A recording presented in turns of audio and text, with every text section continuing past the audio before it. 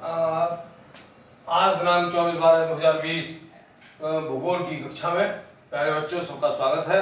आप सब अपने घर पे से आनंद होंगे। अभी जो पहले पढ़ाया गया था तो उसमें हमने आपको बताया कि किस देश को कैसे निकालेंगे, कौन सा देश कहाँ पर है और उसकी फाइंडिंग कैसे आउट करते हैं, कितने डिग्री अक्षांश और देशांतर पर कौन सा देश है, कौन सा स्थान है, ताकि हमको उसकी ठीक लोकेशन का पता चल सके। अभी चूंकि हमारा जो चैप्टर है वो है जनसंख्या, घनत्व और वितरण। तो सबसे पहली बात यह है कि जनसंख्या का घनत्व क्या है, जनसंख्या का वितरण क्या है और ये कैसे प्रभावित होता है, कहाँ ज्यादा कहाँ कम है।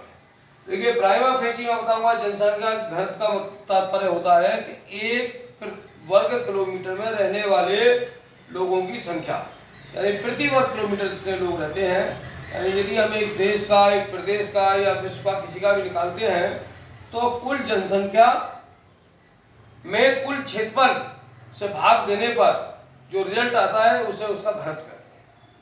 ये घनत्व जब भी जनगणना होती है घटता और बढ़ता हुआ रहता है। दूसरा है वितरण। वितरण से तात्पर्य है कहाँ पर जनसंख्या कम रहती है, कहाँ पर जनसंख्या ज्यादा रहती है, कहाँ पर विरल है, कहाँ पर सघन है। जैसे अभी मैंने बताया घनत्व तो हो गया कि भाई हमने पूरे देश भर का निकाल दिया या पूरे प्रदेश भर का निकाल दिया, लेकिन उस देश और प्रदेश में भी जनसंख्या सब जगह समान नहीं पाई जाती। वो जनसंख्या का वितरण सब जगह असमान होता है। अब सबसे पहले कि मैं आपको एक चैप्टर में पढ़ाता जाऊं, वहां पे कम हुआ, वहां पे जनसंख्या का ज्यादा हुआ, ये तो है एक किताबी ज्ञान।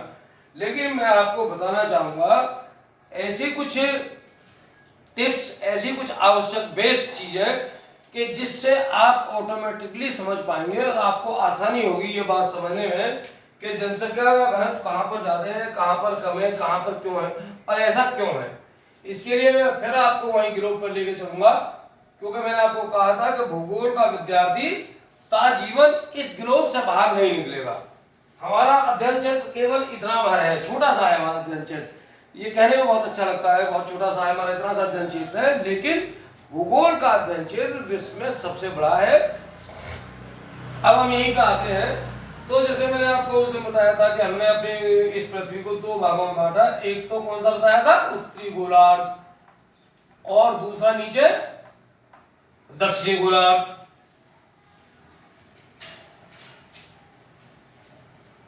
और ये इधर ग्रीनविच रेखा खींचने के बाद था पूर्वी गोलार्ध और इधर पश्चिमी गोलार्ध। अब प्रश्न ये है कि आप कहेंगे भी जनसंख्या से इसका क्या मतलब है। तो मैं हमेशा आपको किसी भी विषय को पढ़ाऊंगा भूगोल के अंतर्गत, तो मैं हमेशा आपको खींच के ग्लोब पर ले आऊंगा, क्योंकि ग्लोब के बिना कहीं कुछ सक्सेस है नहीं। तो अब देखिए सबसे पहले मैं आपको बताऊंगा, हमने अपने विश्व को 3 तापमान क्षेत्रों में बांटा है। जो बृहद तापमान क्षेत्र है वो हमारे हिसाब से 3 है, और 3 में नंबर 1 पर है उष्णकटिबंध,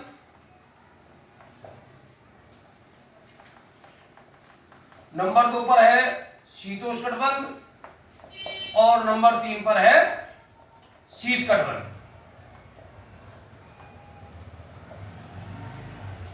शीतकटिबंध यानी अब ये कहां पर है, कैसे है। भूमध्य रेखा से कर्क रेखा तक। कर्क रेखा का मतलब होता है 23.5 डिग्री की उत्तरी अक्षांश रेखा, इसको हम कहते हैं कर्क रेखा। और दक्षिण गोलार्ध में 23.5 डिग्री की जो रेखा है उसको हम कहते हैं मकर रेखा। ये हो गई 23.5 डिग्री की दक्षिणी अक्षांश रेखा, इसका नाम है मकर रेखा। तो कर्क रेखा और मकर रेखा के जो बीच का भाग है, यानी 23.5 डिग्री दक्षिणी अक्षांश से 23.5 डिग्री उत्तरी अक्षांश तक के बीच का जो भाग है, इस भाग को हम कहते हैं उष्णकटिबंध। उष्णकटिबंध का तात्पर्य क्या है, गर्मी का क्षेत्र। गर्मी का क्षेत्र क्यों हुआ भैया, क्योंकि यहाँ पर विषुवत रेखा है, और विषुवत रेखा एक ऐसा स्थान है जहां पे सूर्य हमेशा एक राइट टाइम निकलता है। सुबह को 6 बजे सूर्य निकलते हैं, शाम को 6 बजे सूर्य छिपते हैं, और यहाँ पर चूंकि गर्मी ही गर्मी पड़ती है, कभी यहाँ सर्दी नहीं पड़ती, केवल यहाँ की रातें ही यहाँ की सर्दी मानी जाती है। यहाँ पे दिन का तापमान 27 डिग्री सेंटीग्रेड तो रात का तापमान 24 डिग्री सेंटीग्रेड, मात्र 3 डिग्री से ज्यादा का यहाँ के डेली के जो तापमान है उसमें अंतर नहीं आता और घनघोर वर्षा होती है, गर्म क्षेत्र है। इसके बारे में खैर विस्तृत अध्ययन बाद में आपको बताएंगे जब इसको हम करेंगे। तो इसको कहते हैं उष्णकटिबंध, गर्मी वाला क्षेत्र। दूसरा है भाई शीतोष्णकटिबंध, जो 0 डिग्री से यानी उत्तरी अक्षांश में 66.5 डिग्री 23.5 डिग्री से 66.5 डिग्री के बीच का जो भाग है उत्तरी अक्षांश में और दक्षिणी अक्षांश में, इन दोनों को हम कहते हैं शीतोष्णकटिबंध।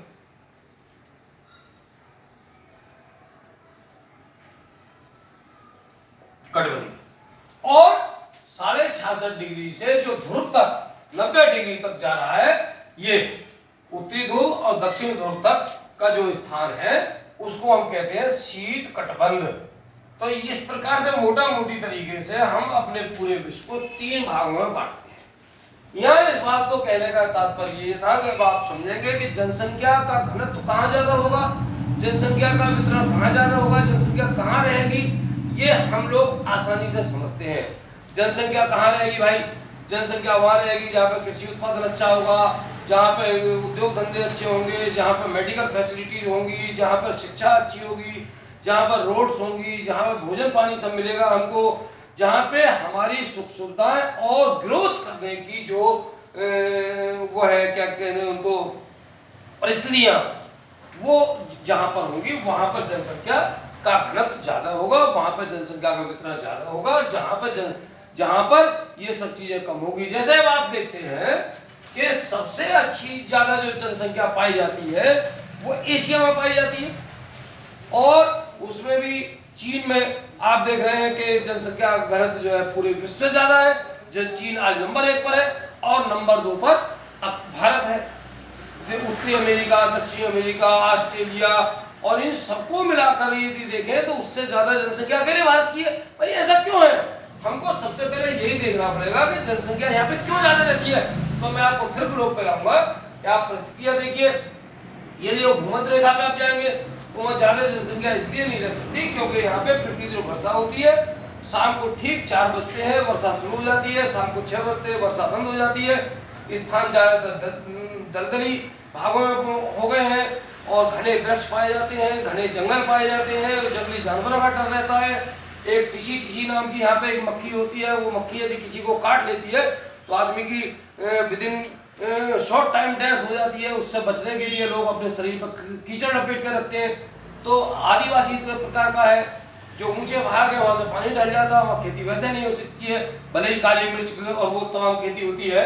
तो खैर ऐसे जब यहाँ से आप ऊपर चलेंगे तो एक स्थान ऐसा आता है जहां पे हम उष्णकटिबंध में प्रवेश करते हैं, यानी 5 डिग्री से ऊपर, 5 डिग्री उत्तरी अक्षांश से ऊपर, और हम लगभग जब जाते हैं 32 डिग्री उत्तरी अक्षांश तक, बल्कि 30 डिग्री उत्तरी अक्षांश तक, तो जनसंख्या का दबाव ज्यादा रहता है। और उसके ऊपर जब जाते हैं तो फिर 45 डिग्री तक जनसंख्या का दबाव रहता है। लेकिन और जब ऊपर जाएंगे तो जनसंख्या का दबाव धीरे धीरे कम होता जाता है, क्योंकि सर्दी बढ़ती जाती है। और एक स्थिति आती है कि ध्रुव पर जाकर तो हम देखेंगे कि बर्फ के अलावा कुछ है ही नहीं। तो प्यारे विद्यार्थियों, हमको देखना है कहां पर मौसम कैसा रहता है, कहां की जलवायु कैसी है। जलवायु की परिस्थितियों के अनुसार जनसंख्या का घनत्व और जनसंख्या का वितरण पूरी तरह प्रभावित होता है। और एशिया से ज्यादा अच्छी परिस्थितियां जनसंख्या के लिए कहीं दुनिया में नहीं है, इसलिए यहाँ पे दबाव ज्यादा रहता है। और भारत में क्योंकि दुनिया की सब तरह की जलवायु अकेले भारत में मिल जाती है, इसलिए भारत में जनसंख्या का दबाव ज्यादा रहता है।